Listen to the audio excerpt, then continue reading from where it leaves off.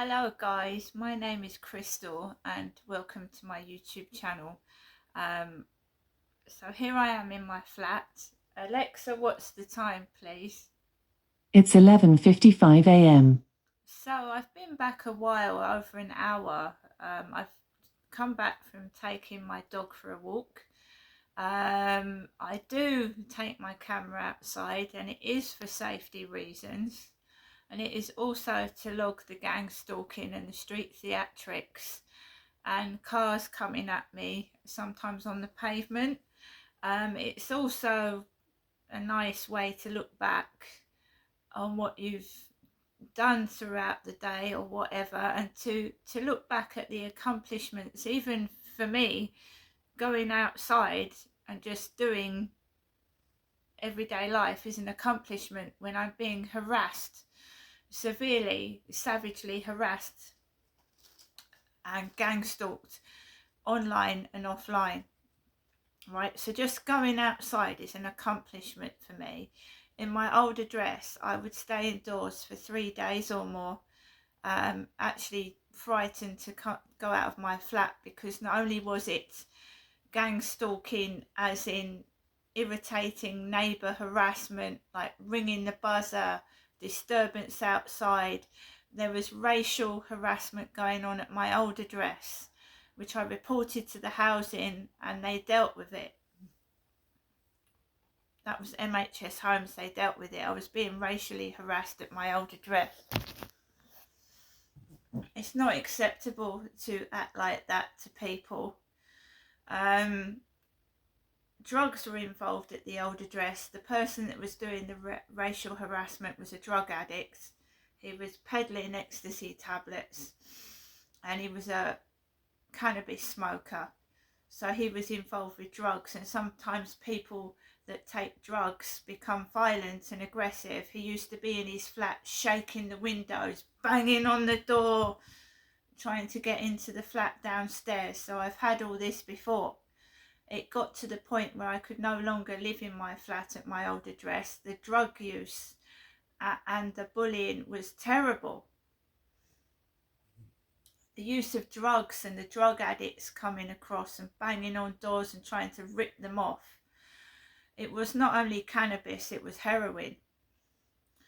People were injecting themselves with heroin, which is terrible when there are children inside the building. And there was another woman that noticed the prostitution and the drug use, and she got herself and her child out of there before I did. She'd only been there a year and got out of there because of the prostitution and the drug addiction. And she didn't want her little children to see. Of course she didn't. So I came to this flat here for a new start. And there's cannabis use in this building and outside the block of flats. It's more safe, as in, you're under lock and key, the post box is locked, there's several doors to get in, and it's safe in that respect, but I'm still getting harassed and bullied. So I'm going to say that I got up after a terrible night's sleep from neighbours' noise nuisance. I did not get up in a bad mood. I did not act mad or stupid. I just jotted it down, every incident, everything that happened. I'm unable to record the noise on the Hyde Housing Noise app because it's random. Last night I was going to bed when it started. How can I go around with a noise app when I'm lying in bed and it wakes me up? Do you understand what I'm saying? Then the housing's approach to harassment is stupid. It's ridiculous. Giving me a noise app that records 30 seconds of noise at a time, I cannot catch it. It's random. They're not stupid. And a lot of it is at night when I'm trying to go to bed and trying to sleep, which is sleep deprivation, and it's done on purpose. And they're quite willing to keep their own children awake to get to me. Right? so I hadn't had much sleep. My newspaper delivery guy that delivers the Daily Mail on a Sunday delivered the Daily Mail. He's a man with long hair, long grey hair in a ponytail, and he delivers this newspaper. And yesterday he delivered the paper after 9 a.m. So today he decides to deliver the newspaper at 5:45 in the morning on a Sunday. So I gets out of bed in my t-shirt and shorts, my bed t-shirt and shorts, goes over to the intercom, half asleep, lets him in, and he's always tugging at the door. It's like he looks at me, he stares, and it's easy to open the door. But he stares at me for like 30 seconds and he at the buzzer. Because I don't want people ringing the buzzer at that time of day. So I quickly run to the intercom, let him in, go back to bed and go to sleep for about, I get up at 8 in the morning after getting woken up at 5:45, after having about an hour and a half sleep. But I still get up in the morning with a smile on my face, make me a herbal tea. I went out approximately 9:45. I left my newspaper in the mailbox because I don't want to take it outside with me, a newspaper walking around everywhere. It's windy, it's going to get blown away. So I went into the bin store and I put my rubbish in the bin, and as soon as I come out of the bin, the next door neighbour's dog starts barking at me. Right? It's annoying. Nobody likes being barked at. Nobody does. So I didn't even turn around. I never said a word. I just walked across the road because these people want to trigger and provoke. They're like little children that are not getting their own way. And that is the truth. They're like little kids that are not getting their own way because I'm not reacting to their bullying. When they started making a noise between 11 and 1 in the morning, I didn't get up. I just let it ride over me. Don't react. Walked up to the Rochester Riverside field and you've got people holding things in their hands. There was a large man, I'm a woman, I'm not a fella by the way, I'm a female. And if I buy myself food, I'm fat. I get bullied because I buy myself food. So there was a big bloke, bare legs, shorts, carrying a white plastic bag, and he made himself known like that. I don't need a white plastic bag, so I walk past him. Goes further up, you've got a couple, and this guy is holding a banana in his hand, and I'm not joking. A banana, keys, a banana. He's walking with his girlfriend with all his food in his hand, a banana and bits and pieces. And then there's a takeaway bloke, and he's got two, like, he's a Deliveroo guy. He's just rushing out of the co-op, running with two brown food bags, running up the road with them. And then you've got just ordinary dog walkers, but they're walking in groups of 3 or 4, which can feel intimidating. So I waited for all these people to walk past me and go away so that I could just walk onto the field to walk my dog. The cathedral bells were ringing, but I felt stressed because I was in the bin store coming out and I get barked at by a dog. And if you look at today's Daily Mail, a lot of it is dog themed and things like that. But I didn't read the newspaper before I went outside. I've only just this past 10 minutes picked up the Daily Mail and had a look through it. And Mary Berry, an old lady, is on the front of the You magazine. Mary Berry. So I didn't read the newspapers before I went outside. It's talking about living to 150 and all that kind of thing, because my mum is nearly, well, she's at 80, nearly 80, 79. And Mary Berry's, how old is Mary Berry? She's on the front page of the You magazine today. There she is. Mary Berry's thin. So when I walked outside, there was 2 extra large men walking past me, carrying items of food. I also went into the Narc Survivors live stream this morning and someone said, hello Baldy. Hi Baldy. So as soon as I go into anybody's live stream, you start getting trolls following me into the live stream,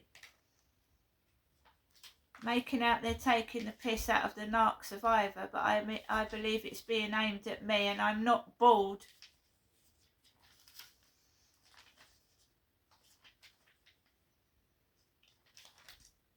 So Mary Berry, she's in her 10th decade.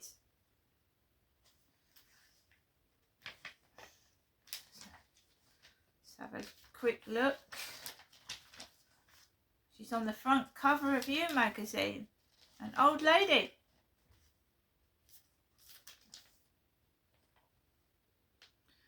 Bring on the Victoria Sponge because it's Dame Mary Berry's 90th birthday year.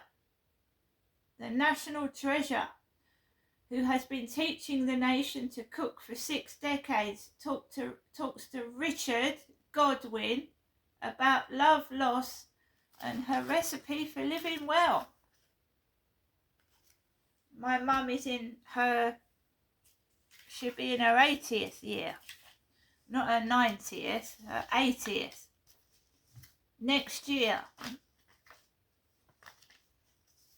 My mother's called Jennifer. There's a piece on Jennifer Aniston in the Daily Mail newspaper this morning. So my mother is called Jennifer. King Charles is in here, and so is a piece about Prince Andrew and paedophile Epstein.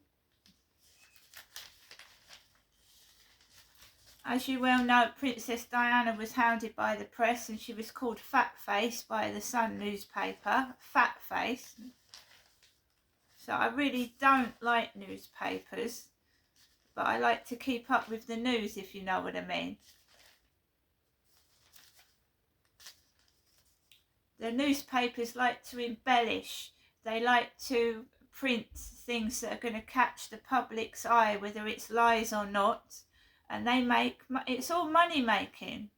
That's all it's done, is to get people's money, nothing else. Meghan Markle's in the newspaper, and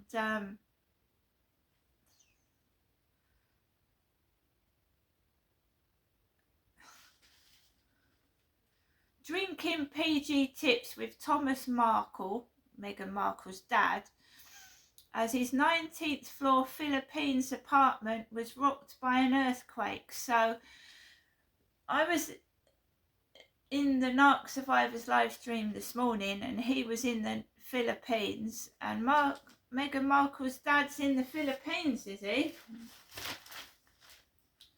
So drinking PG tips with Thomas Markle as his 19th floor Philippines apartment was rocked by an earthquake was the most surreal moment of my life, writes Caroline Graham.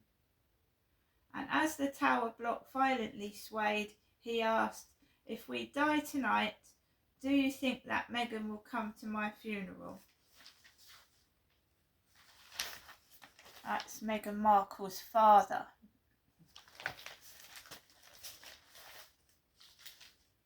There is a piece on Jennifer Aniston. Trying to find it. How Jennifer and Hypnotherapy Fixed My Broken Heart by Aniston's New Man. So my mum Jennifer is 79. Jennifer Aniston is my age.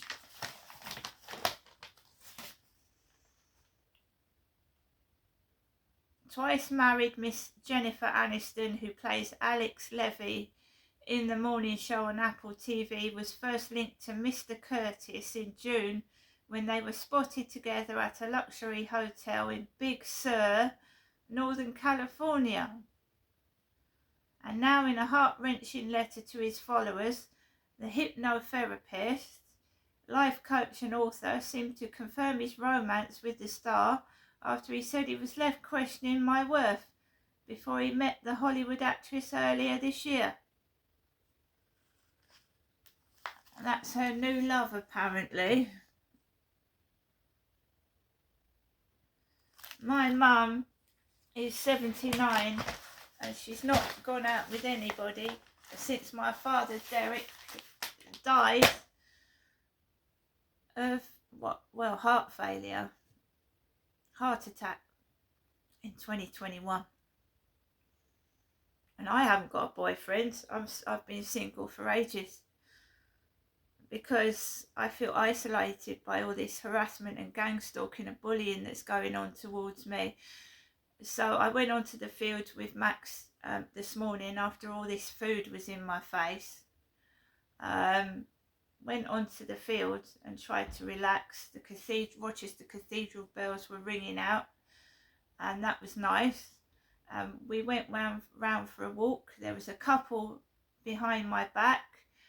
The guy was walking fast in front of his girlfriend. He had a backpack on, and the girlfriend was walking around like poking an umbrella about behind him and trying to keep up. I came off the field, and obviously at the top of the road there's a co-op, a travel lodge, the railway station. You get a lot of people going into the co-op, into Costa Coffee, so you have to be careful you don't get run over. There's a lot of traffic up there, so cars just randomly park in the middle of the road and let people out. So they don't park in a space, they just park in the middle of the road, and you won't be expecting that, so you've got to be careful.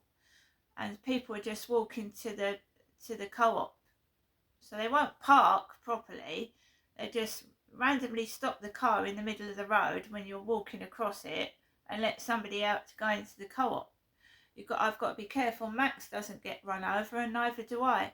I've had cars drive towards me as I'm walking on the pavement going into the co-op. Cars driving on the pavement, so I have to be careful. I came back into my flat. I was on the phone to somebody and they were a witness. They heard that dog barking again that was directed at me. The dog sounds like it's scratching at the balcony trying to get off, and it starts barking. I'm not saying it's done on purpose, it just feels like it. When you go out and it barks at you, and then they take the dog in, and then when you come back it barks at you and they take the dog in, and you don't hear it bark at anybody else, it does feel targeted to me.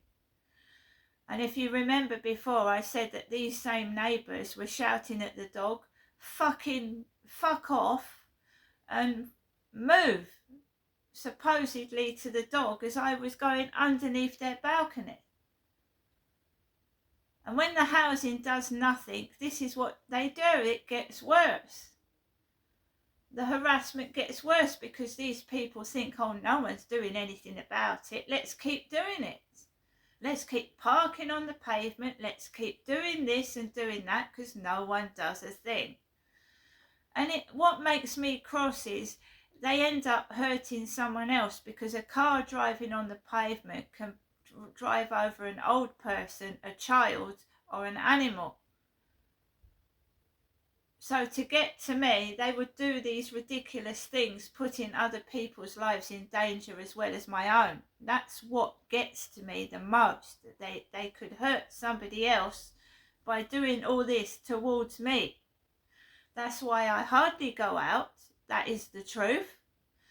I'll go into the cathedral and they do it. It says don't walk on the steps. So what do they do? They all run over the steps that says do not go on the steps. In a church of God. I don't want to bring that into a church or a cathedral, that kind of behaviour. But that's the type of people that are following me online and offline outside. Bullies and people that are disrespectful of God and the church.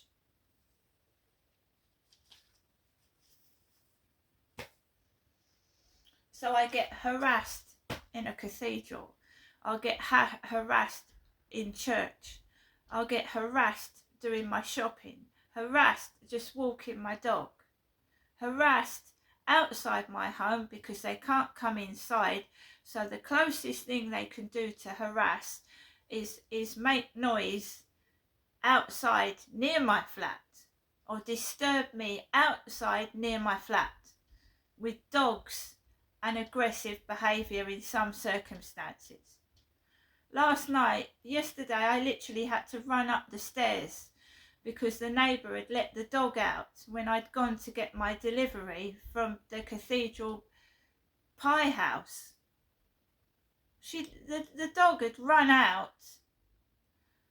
She was shouting and I didn't want to be confronted by that as I walked into my flat, so I waited till she'd gone in.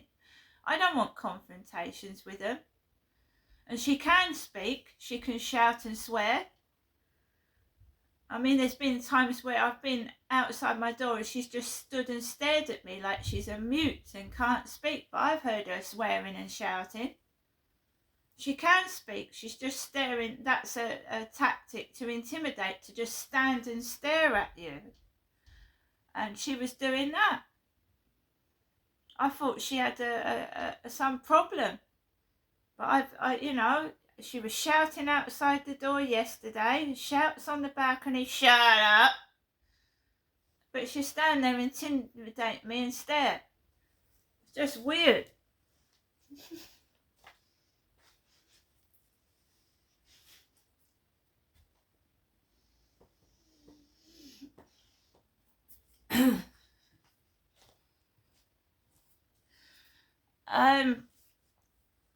Came back into my flat. My mother had called the phone. My mother, Jennifer, she'd called the phone, but I didn't answer it today. I answered it yesterday. I answered it the day before. But as I said, I get bullied in live streams. I get bullied in other people's live streams. They just want a reaction. It's never ending. It's harassment. It's just never ending.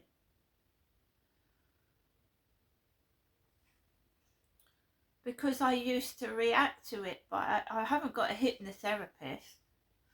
I've got an AI buddy that is telling me to breathe, take deep breaths, count to 10, and just know that the noise will pass. It will pass, and just distract yourself from it.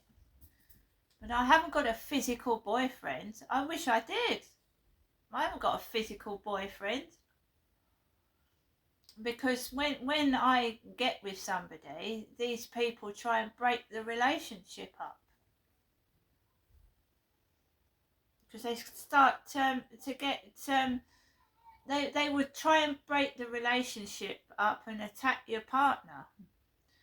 Because there are people that are gang stalked as couples, as well as people like myself who live on my own that are targeted and gang stalked, but they do target couples as well, and they try and separate you from each other because together you are stronger.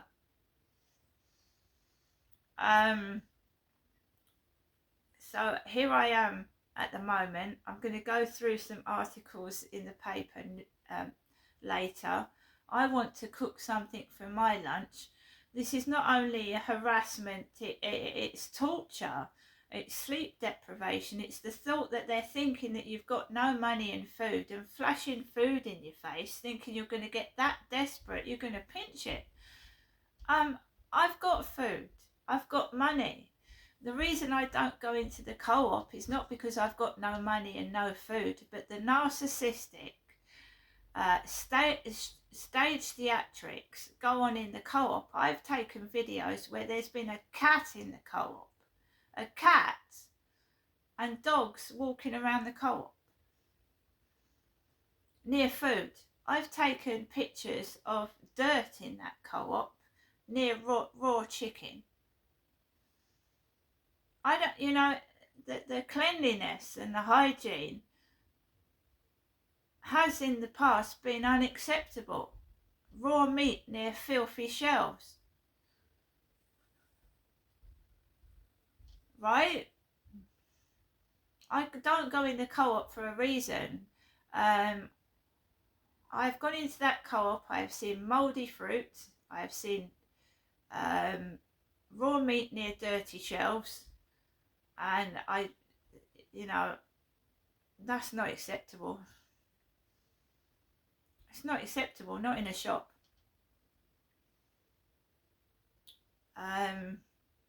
It's like the bin store. If the bin store gets out of hand and Hyde Housing will not do anything about it, then you go to environmental health, because that Hyde Housing have a duty to keep their residents safe.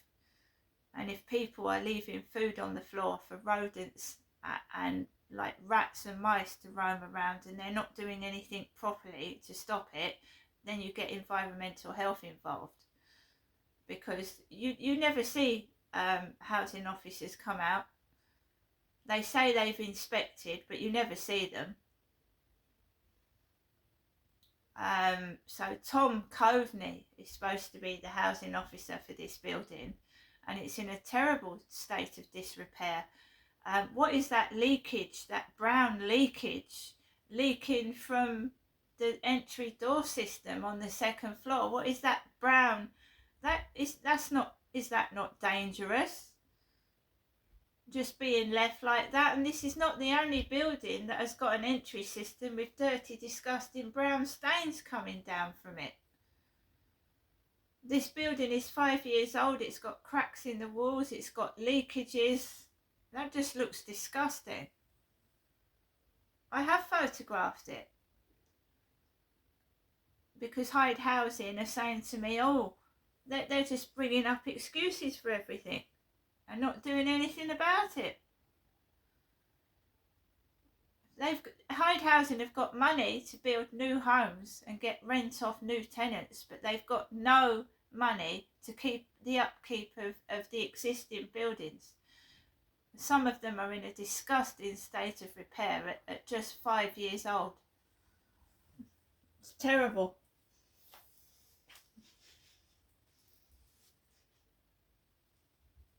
All these people are as interested in is making money. They're not interested in the safety of tenants at all.